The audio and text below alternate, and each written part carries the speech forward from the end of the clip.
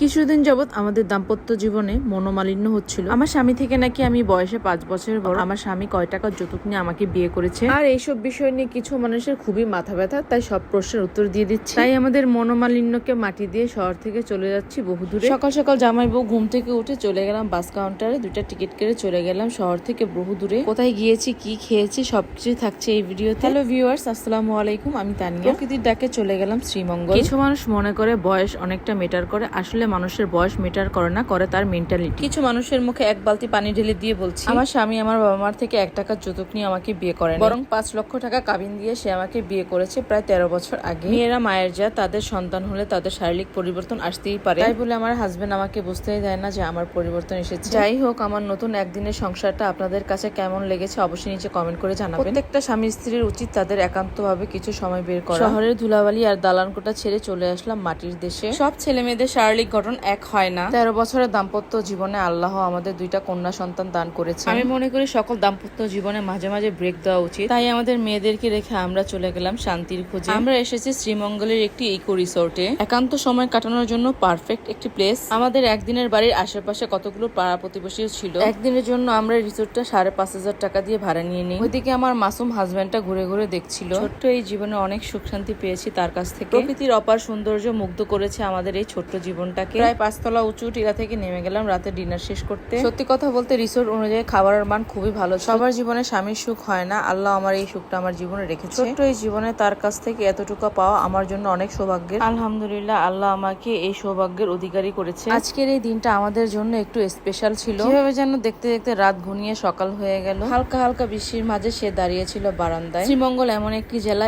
এই রোদ এই বৃষ্টি, আমাদের একদিনের এই বাড়িতে কোনো কিছুর কমতি ছিল না। গরম গরম কফির আড্ডায় তার সাথে আজকের এই দিনটা খুব ভালো জমে যাবে। মানুষ বুড়ো হয় কিন্তু ভালোবাসা বুড়ো হয় না, আজও বেঁচে আছে সেই 13 বছর আগের মতো। রিফ্রেশ এই সকালটায় তার এক চিমটে হাসি দেখে আমার কলিজাটা ঠান্ডা হয়ে যায়। সকালে নাস্তায় ছিল আমাদের গরম গরম খিচুড়ি, মুরগি, সবজি, পরোটা, পাউরুটি, আর এই প্রথম দেখলাম কোন রিসোর্টে শ্যামাই। রিসোর্টটা এত বেশি সুন্দর ছিল যে আমরা বাইরে সেদিন আর ঘুরতে যেতে পারি নাই। আমাদের আশেপাশের পাড়া প্রতিবেশীরা সবাই চলে এসেছিল সকালের ব্রেকফাস্ট করতে। সকালের স্নিগ্ধতা পেরিয়ে ঘনিয়ে যাচ্ছে দুপুরের দিকে। আমরা দুজন মিলে পুরো রিসোর্টটা ঘুরে ঘুরে দেখছিলাম। সবুজে ঘেরা চায়ের দেশ শ্রীমঙ্গল। কেন জানি মনে হচ্ছিল আমাদের সময় মনে হয় শেষ হয়ে যাচ্ছে। চেক আউটের আর মাত্র 1 ঘন্টা বাকি ছিল। আজকের এই মুহূর্ত লক্ষ টাকা দিলেও পাওয়া যাবে না। মন সায় দিচ্ছিল না, তাই শেষবারের মতন একবার আবার আমার এই রুমটা ট্যুর দিলাম। প্রত্যেকটা মানুষের জীবনে সুখ শান্তি থাকে, কারো জীবনের সুখ চিরস্থায়ী, কারো জীবনের সুখ ক্ষণস্থায়ী। এই ছিল আমার এই একদিনের বাড়িটা। আমাদের আশেপাশে আরো 9টি বাড়ি ছিল। যাই হোক, দিন শেষে একটা কথাই বলবো, ভিডিও দেখে কমেন্ট করার আগে একবার চিন্তা করবেন আপনার একটা কমেন্ট কারো জীবনে যেন